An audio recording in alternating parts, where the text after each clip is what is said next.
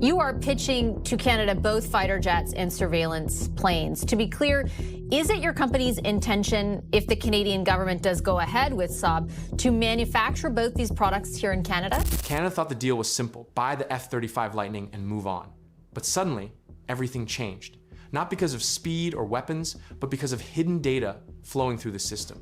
Now, the real question isn't what flies in the sky, it's who controls the information behind it. And if that control slips, it could hurt the United States more than anyone expected. The F-35 program had logic behind it that was difficult to argue with on purely technical grounds. Canada has been involved in the aircraft's development since early stages of the program. The platform is already operating across allied air forces that Canada works alongside within NORAD and NATO frameworks. Transitioning from aging CF-18 Hornets to a fifth-generation platform built around the same architecture that allied forces are standardizing on reduces the friction of joint operations, enables data sharing between aircraft during missions, and places Canadian pilots inside the same tactical information environment as their American and allied counterparts.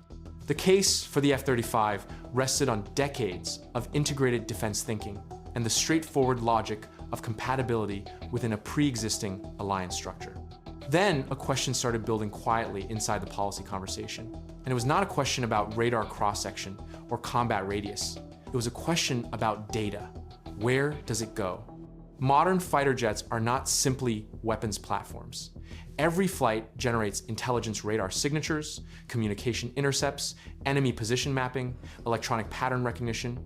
The aircraft itself is a flying data collection system, accumulating information with every hour it operates that over time becomes more strategically valuable than the hardware flying the missions. That data trains the artificial intelligence systems being built into next-generation warfare planning. It maps adversary air defense architectures in granular detail. It produces the predictive intelligence that shapes how future engagements are planned and executed. And here is the dimension that the F-35 procurement debate had not adequately resolved.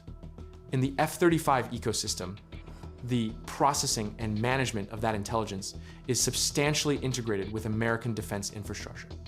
The data does not remain exclusively inside Canadian systems.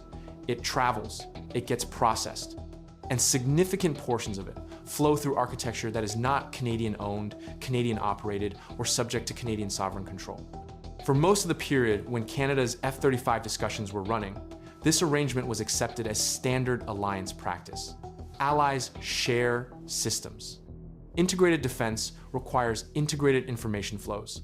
Trust is embedded in the institutional architecture of the alliance relationships that have defined Canadian security policy since 1949.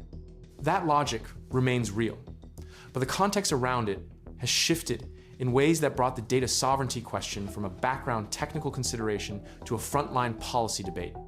The trade war that defined the Canada-US relationship through 2025 and into 2026 introduced a political dimension to what had previously been a purely strategic and technical calculation. When Canadians were being asked to commit billions of dollars to a platform whose operational intelligence outputs are processed through American-controlled infrastructure during a period when that same American government was applying sustained tariff pressure to Canadian steel, aluminum, automobiles, pharmaceuticals, and agricultural products, the question of where Canadian military data goes acquired a weight it had not previously carried. As one assessment of the situation put it directly, Canadians are being asked to spend billions of dollars buying a plane to help defend their country and their interests from a country that many Canadians now see as the primary threat. Swedish defense manufacturer Saab entered this conversation with an offer whose most consequential element was not the aircraft itself. Saab proposed a partnership centered on its Gripen fighter, a platform designed from its foundations, with a fundamentally different philosophy than the F-35. Where the F-35 is optimized for networked warfare within a centralized Allied information architecture, the Gripen was engineered for national autonomy. Countries operating the Gripen manage their own software, integrate their own weapon systems, and retain full operational independence without requiring continuous authorization from an external authority. The aircraft was built under the assumption that stable, continuous Allied information sharing cannot be guaranteed in every scenario, and that a country's air force should retain full capability even when that sharing is unavailable or restricted. The Saab offer included a partnership with Bombardier, the Canadian aerospace manufacturer, projecting up to 10,000 jobs through domestic production and technology transfer arrangements. The element that shifted the entire conversation was the data sovereignty proposal. A fully Canadian sovereign data center built in Montreal, handling all operational intelligence generated by the Gripen fleet, not shared with any external partner, not accessible from outside Canada, under complete Canadian sovereign control from the moment the data is created to wherever it ultimately resides. That offer introduced a dimension the F-35 procurement process had never formally addressed. The debate about which aircraft Canada should acquire had been conducted almost entirely in capability terms: stealth performance, sensor range, interoperability scores, combat radius, maintenance cost per flight hour. Saab's proposal made control the central variable, not which aircraft performs better in a specific engagement scenario. Who possesses the intelligence that aircraft generates across its entire operational lifetime? Modern fighter data does not lose value over time. It accumulates value. Radar signatures recorded over a single patrol flight add to a data set that, aggregated across thousands of missions over decades, produces an intelligence picture of adversary capabilities that no single event can generate. The artificial intelligence systems being integrated into military planning and analysis draw on exactly this kind of accumulated operational data. Whoever owns the complete data set owns the analytical advantage. And the question Saab's offer forced into the open is whether Canada, across the full operational life of an 88 aircraft F-35 fleet, will possess that data set, or whether it will exist primarily within American defense infrastructure, accessible to Canada within the terms of the alliance relationship that currently exists, but not under Canadian sovereign control independent of that relationship. Alliance relationships are durable institutions. The NORAD partnership has functioned continuously since 1957. NATO has organized Western defense for over 7 decades. These structures have depth, institutional inertia, and the accumulated weight of decades of practical military cooperation that does not dissolve quickly. But they are also products of specific political conditions that have shifted before and can shift again. The question is not whether the alliance will collapse.